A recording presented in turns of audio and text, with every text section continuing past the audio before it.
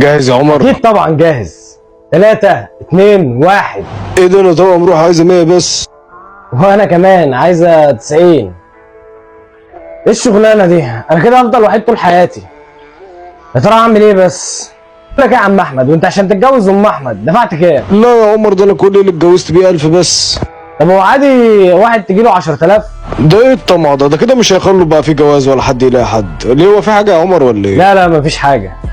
يا عيني، بص ده انت عايز 1000 نقطه. الحمد لله ان احنا مش زيه يا عم، الحمد لله. يا ريت كل واحد يخليه في حاله.